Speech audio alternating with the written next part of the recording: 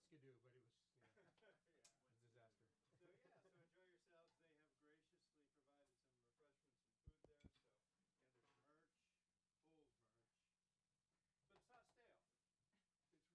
stale. It's really, really super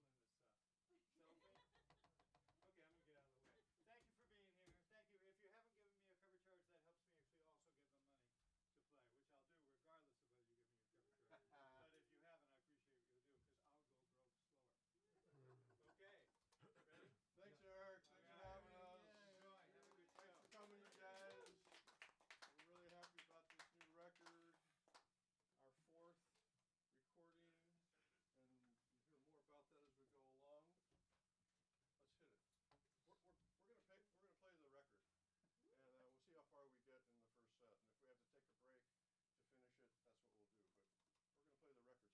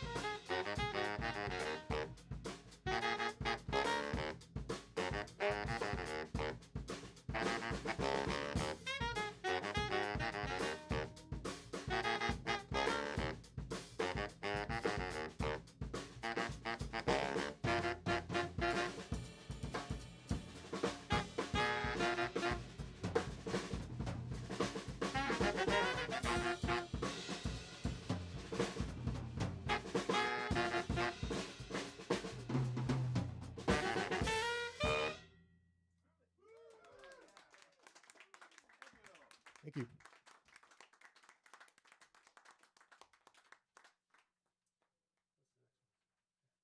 That's called Bump, Promise. written by our drummer, Jeremy Steinkoler. Give it up for Jeremy. I think this is going to be the contest. Oh, there's a contest. There's a contest. Yeah, if you can guess, if you have the answer to this, we have a lovely parting gift for you. A brand new car. No, that's not. Look under your seats and no. This is not a completely true story, but it works for tonight. You want the microphone? No, oh yeah. Just pull it out of the. Oh, good. That's exactly what I was going to suggest. Is there enough rope on that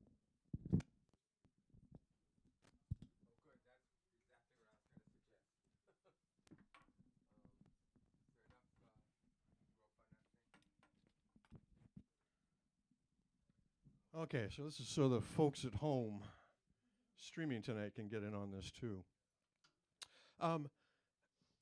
As I was saying, this is not really a true story, but works for tonight. I wrote this tune, it's called Promise, and I put some directions for Larry De La Cruz, our alto player tonight, that I would like this intro that he plays to be as in the style of this particular alto saxophone player. And if anybody can come up with the answer to the question, who is this alto player that I speak? I think you'll be walking out of here with 3 of our previous CDs. Our first CD is Surf's Up. Our second one's called Slingshot. And then we have one called Phonology. And the correct answer to that question walks out here with all 3, huh? All right. That's supposed to be like, woo! Yeah, that was good.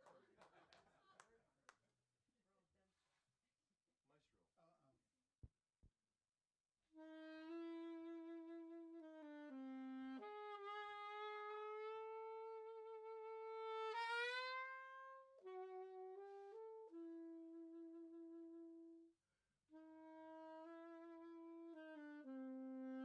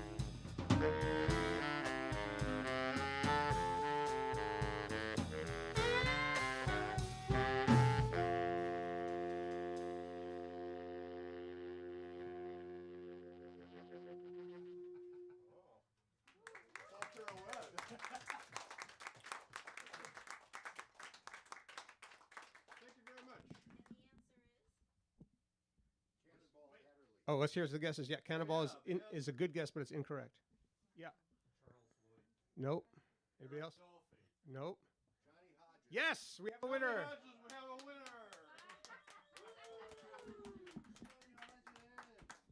So what's so distinctive about that Johnny Hodges sound, Larry? Well, he has a very fast and wide vibrato. Can you demonstrate that? You should repeat that. Fast and wide. Oh, say it again, Larry. A fast and a wide vibrato.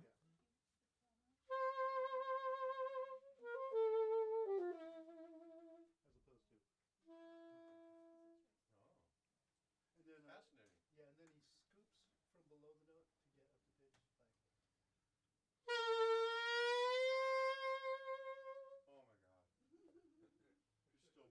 And then, Fascinating. yeah, and then he scoops from below the note to get up to pitch. Oh my God. You stole my heart. If you check out Duke Ellington Orchestra, he's the lead alto. Duke Ellington. Larry's suggesting you check out the Duke Ellington Orchestra for our listeners at home. You'll hear a lot of Johnny Hodges playing with Duke Ellington. Yeah. Wide vibrato scooping into the note. And this is Mofone. What's our Mofone? That's the next tune. So this next tune we're going to play is an original by Larry. So the first one was mine. It was called Bump. That was called Promise. That was written by Jim. And this one's called Mofone. And it refers to a sort of inside joke that we like to share, but it's not nearly as funny to everybody else somehow. We played a show at the SF Jazz Festival one time, and the MC introduced us as Mofone, and that's not the name of the band.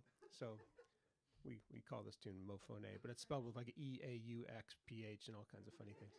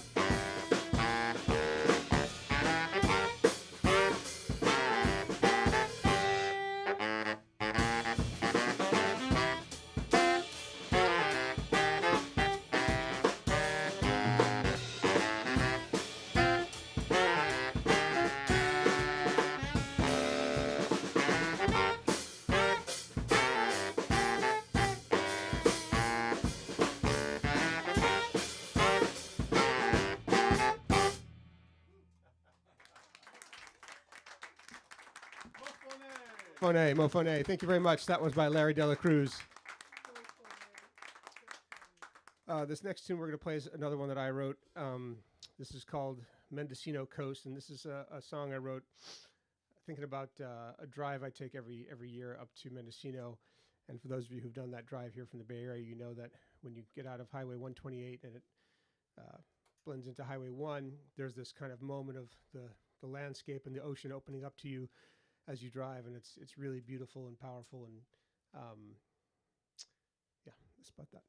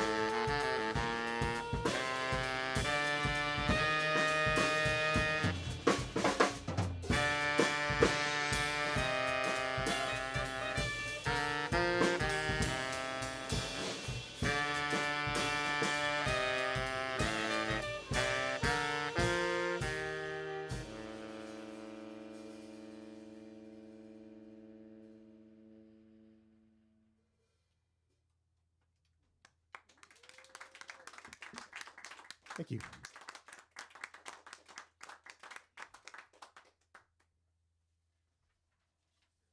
Jim, do you want to say anything about this?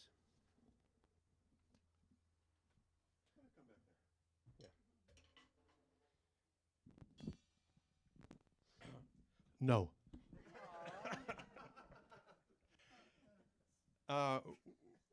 When this band first formed, we had an anthem of sorts, a tune by John Scofield called Cool, that we loved. It worked great with this instrumentation.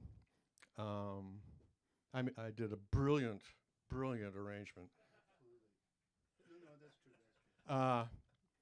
And it's worked for us so these many years. I'm thinking it's over 20 years we've been playing this in this group. So I wrote a counterpiece to it, and it's simply called Not Cool. It's still pretty cool.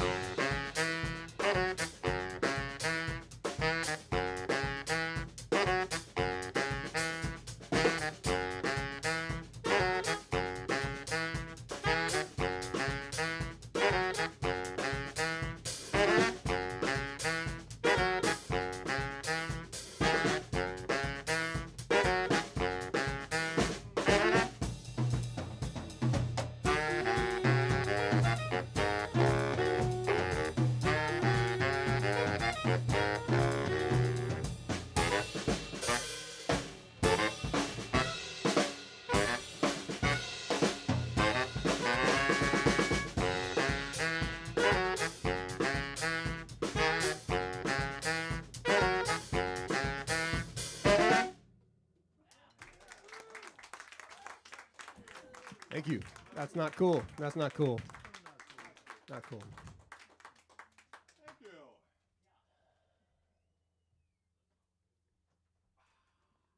you. This next one is another one that I wrote.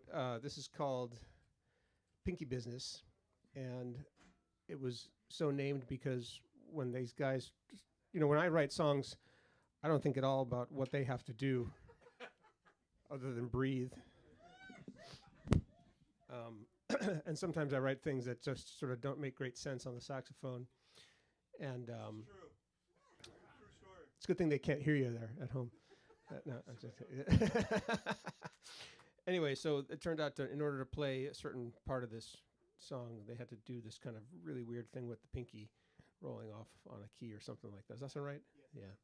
So I called it Pinky Business. That last tune had a drum intro. That's okay. This one does. This one does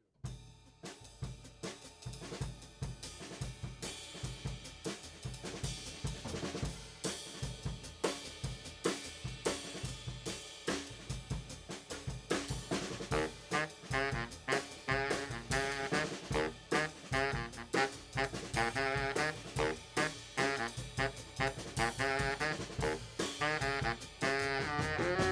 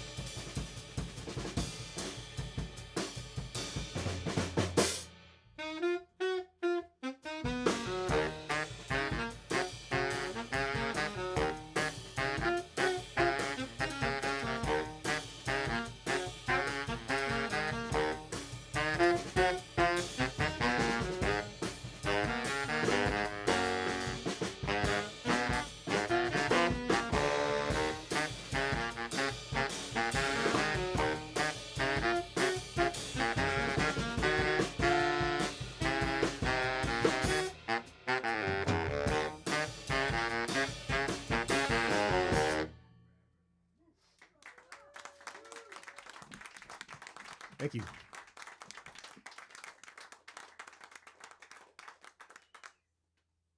What's up next? Jim, do you want to say anything about this one? No. Yeah, this one is called Three Skidoo. That's the title track of our new album, which, as Eric mentioned, is available as a digital release. It's on our website, mofone.net, mofone.net, and also on Bandcamp, and you can get it on all the streaming services. This is Three Skidoo.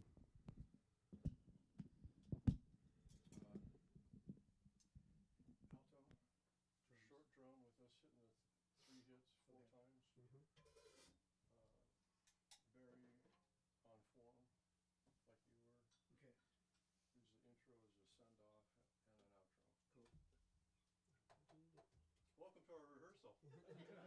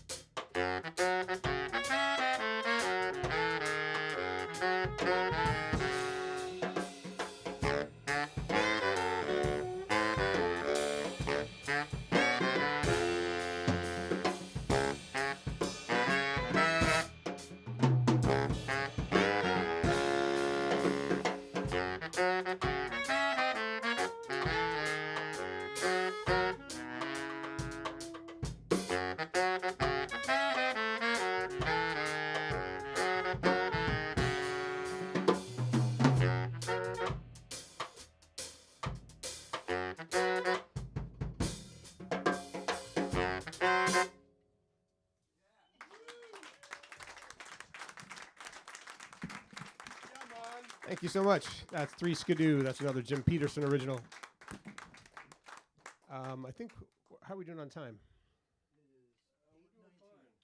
Okay.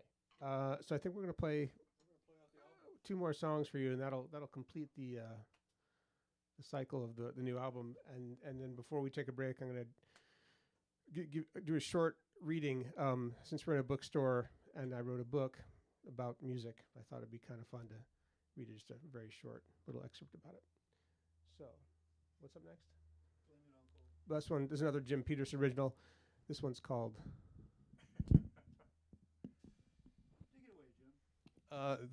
This one I title is it's this inside joke that if you had another half an hour, I'd tell you all about it. But there are two people here tonight that I think understand the humor, if you will. Maybe they won't. This next tune is called "Blame It on Coal," and it's a takeoff on the Elvis Costello "Blame It on Cain," but this fellow we know named Cole. It's a long, stupid, boring story, but we're going to blame this one on coal.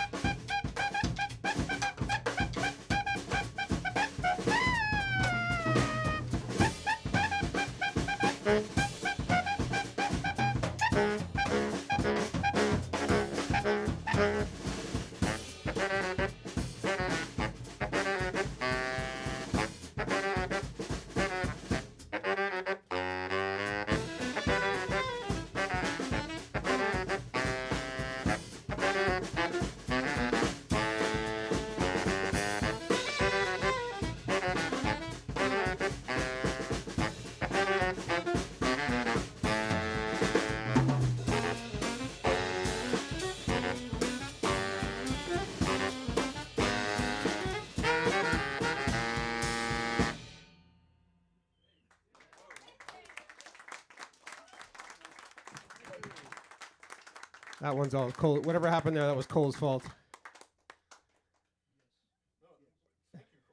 Thank you, Cole. Yeah.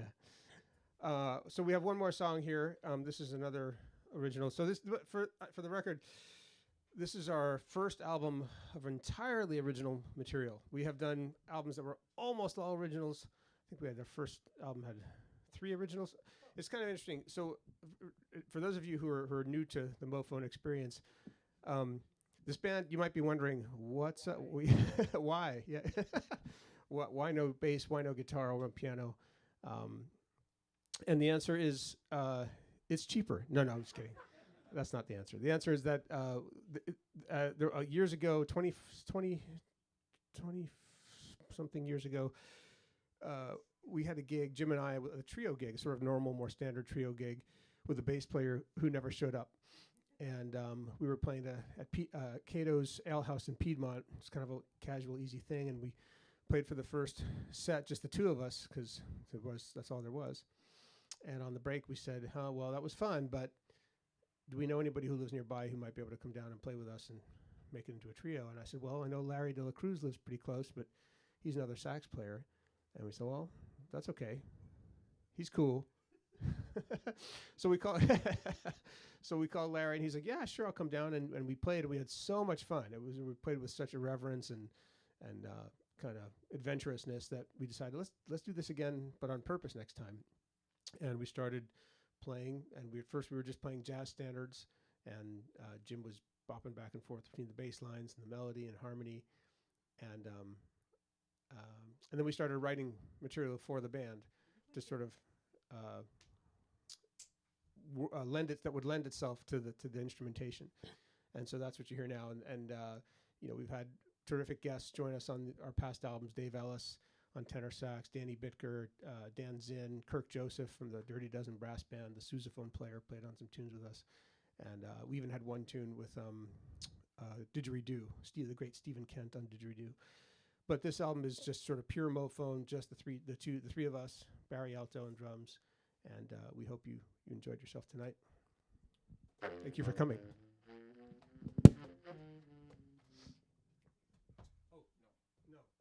This is this last one is a song by Larry called Evening Prayer.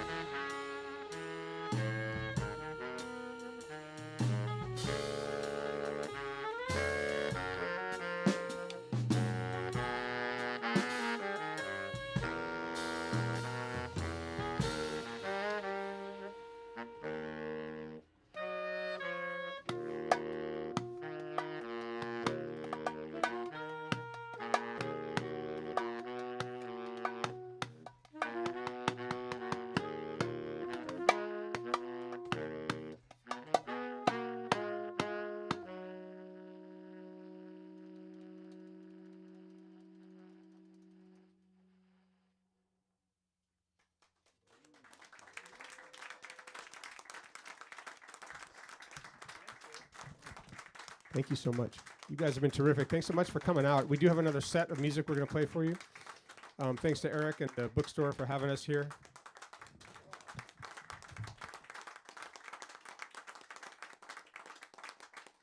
That's Larry Dela Cruz on the alto saxophone. Jim Peterson on the baritone. My name is Jeremy Steinkoler.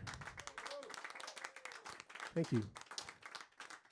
Before we let you guys entirely off the hook, I am going to take just a second to read. A couple years ago, I wrote this book. It's called Finding the Groove, appropriately enough, and it's a collection of essays about drumming and teaching and parenting and a little bit about baseball, a little bit of golf and stuff like that in there. But I wanted to read just a short chapter because I thought it's rare that I get to do this, and since we're at a bookstore, it's kind of a cool thing for me. So I appreciate you allowing me this opportunity.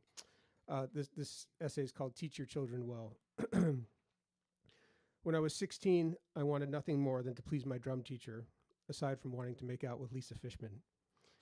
I had been taking weekly lessons with him for a couple of years, and my skills had improved dramatically under his tutelage. I looked forward to my lesson each week and was always excited to find out what new concept my drum teacher was going to teach me, which new puzzle I would have to solve. When I'd arrived at high school a couple of years earlier, I'd already been playing drums for a few years, but I had never been very disciplined with my practicing. In fact, from the age of about 12 to 14, my drums had mostly collected dust in the corner of my room. But inspired by my new teacher and new opportunities to play, I spent the summer of my sophomore year practicing my tail off and got pretty good fairly quickly, at least good enough to play in my high school jazz band and to impress Lisa Fishman. I've been teaching drums now for the past 30 years and playing professionally since I graduated from college. Tens of thousands of exercises and several albums, many hundreds of gigs later, I've learned a lot about drumming and a lot about music, but I think I've learned more about the importance of relationships. When you embark on a career in music, you tend not to think much about relationships. Your head is filled with artistic vision, hope, ambition, some balance of humility and pride, confidence and trepidation. Along the way, it's easy to forget that we all start out the same as beginners. My son is 18 now and is an accomplished jazz pianist. A few years ago, we found him a piano teacher, a young, eager local jazz musician whom I hadn't played with, but who was recommended by a friend.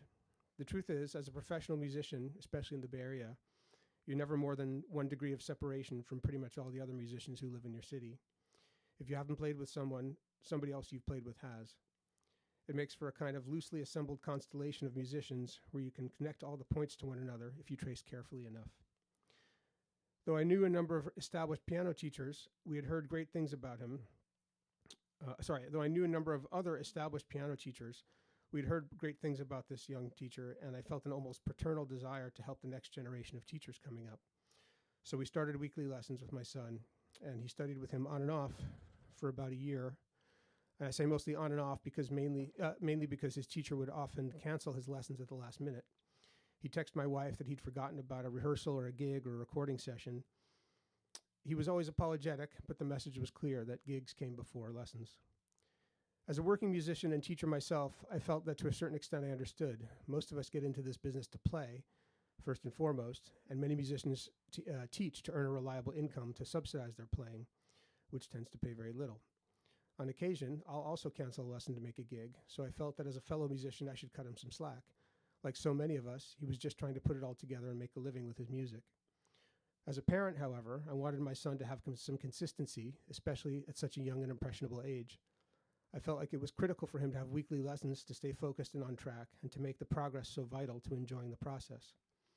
To miss a lesson here or there was no big deal, but to miss 2 or 3 out of every 5 lessons and to cancel at the last minute, or worse still, just not show up, well, we started to think about finding someone more reliable.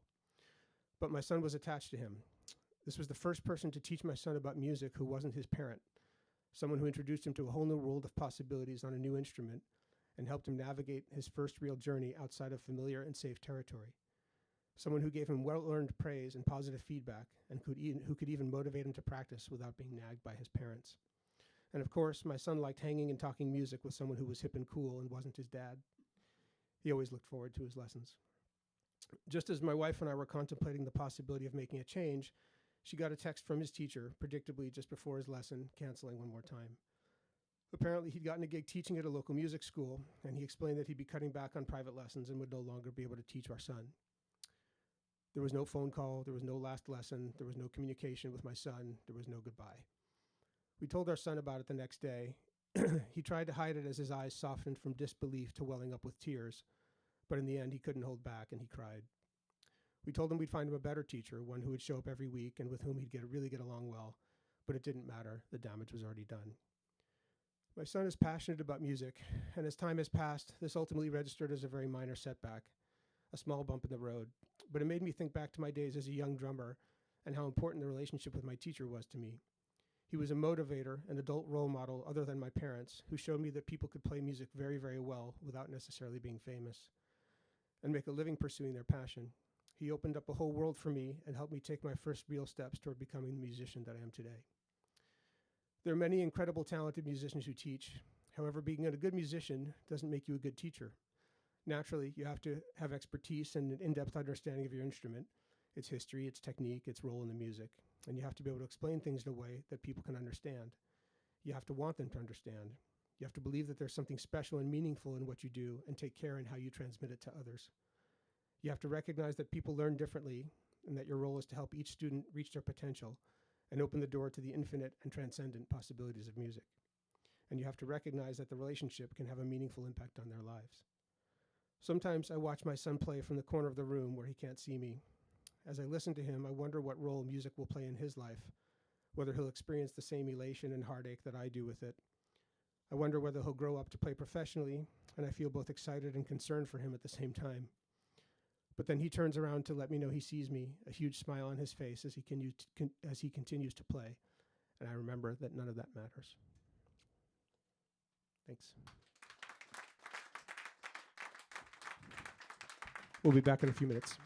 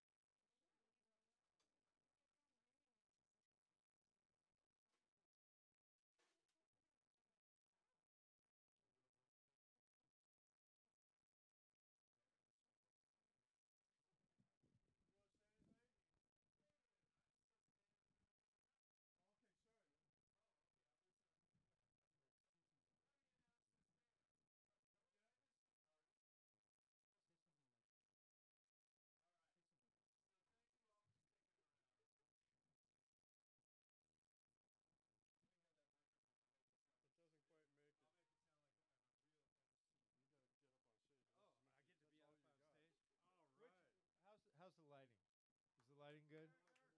Thank you. Thank you. Yeah, I'm ready for my close-up. So thank you all for coming out. I'm very, very fond of all these musicians. We've had them on the stage more than a few times. And Jim especially has been here quite a lot. Larry and I, turns out we know a guy he used to carpool with him to gigs. It's like he was the trumpet player in the first chair, and then there was a trumpet player in the second chair, and I was the guy in the third chair. And pretty soon I realized I'd better quit music while I'm ahead. So that was age 16. And so, yeah, so Larry and I figured out we know Roy down in San Diego. Yeah, the great Roy Tamanaha. So if you want to go hear a Santana cover band, he's active in a Santana band down there. I know that because, you can stalk people on the internet. So, yeah. So, anyway, but that seems to be an aside. I'm kind of like Jim. Jim kind of, has influenced my style of talking on the mic. So, you want me to tell you about? Never mind. So this is Mophone. They're not phony at all. They spell things strangely sometimes, but they're very cool. It says right here, they spell cool with a K, though. I see that. But they don't smoke cigarettes. Not a one of them. Okay, I'm guessing. Okay, here they are. Turn down the music. Thanks, man. Let's take that house music down. Thank you all. And use that digital thing to get this feedback. And buy these things because, the kids are terrible. They need to be left. All right. So take down the Amazon or Cool Sling. Let's thank Andy Scott back here on the sound. Big thanks to Andy Scott for doing sound for us tonight. Thank you, Andy. Great job. So you heard the story about Not Cool in the first set. Well, here's the tune Cool by John Scofield.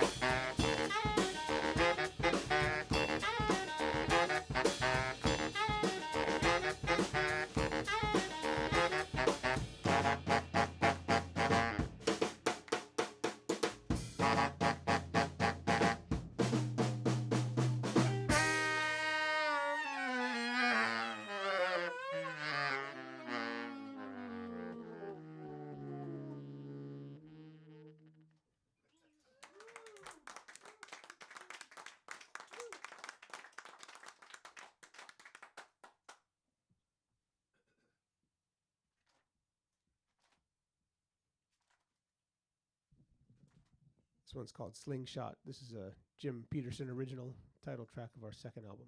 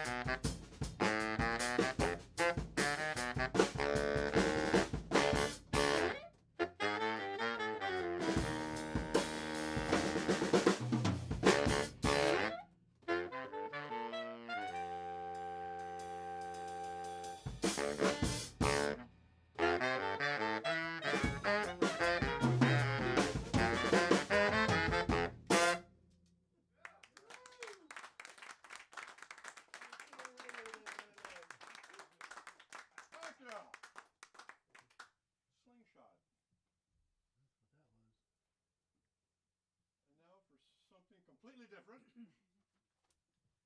Another Jim Peterson composition.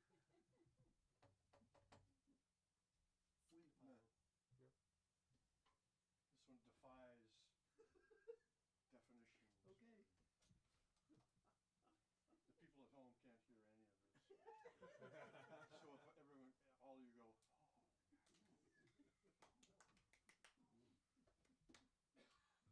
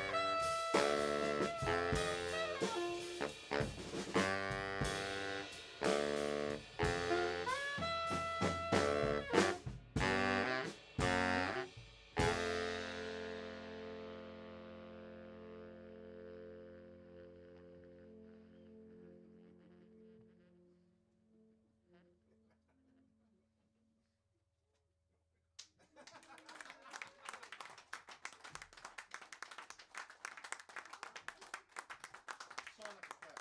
Thank you. Oh, no, no, That's Wind Pile from Jim Peterson and Larry De La Cruz. Oh, a joint effort. it was a joint effort. Yeah, once in a while we have the once in a while we have songs that are collaboratively Nice. together. Couple more tunes. Yeah, we're gonna play two more, I think. Wiggle. This one's Wiggle. This is Wiggle by Larry De La Cruz.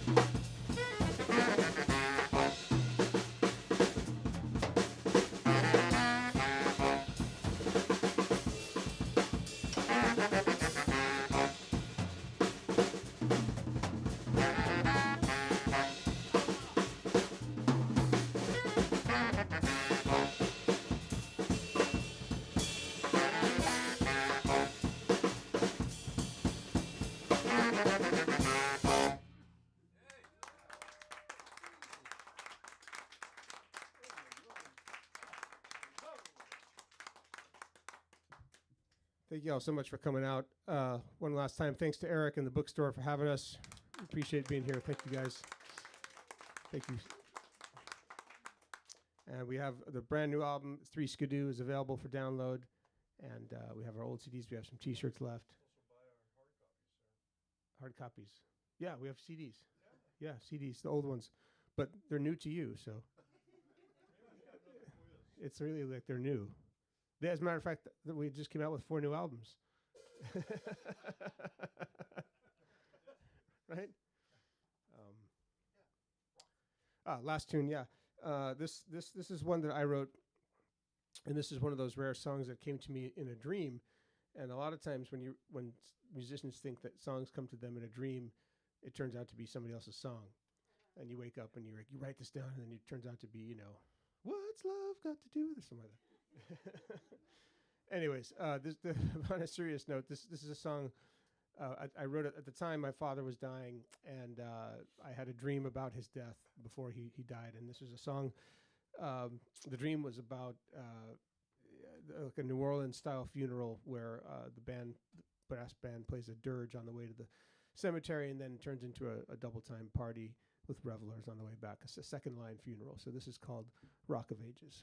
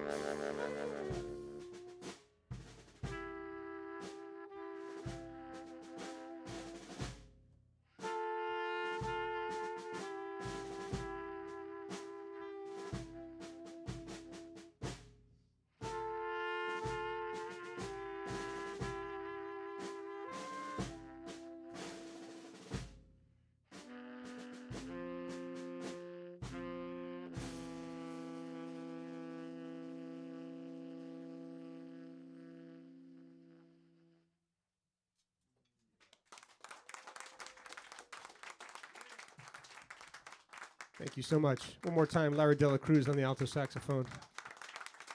Jim Peterson on the baritone. My name is Jeremy Steinkoler. Thank you guys so much. Appreciate you so much. Thank you so much.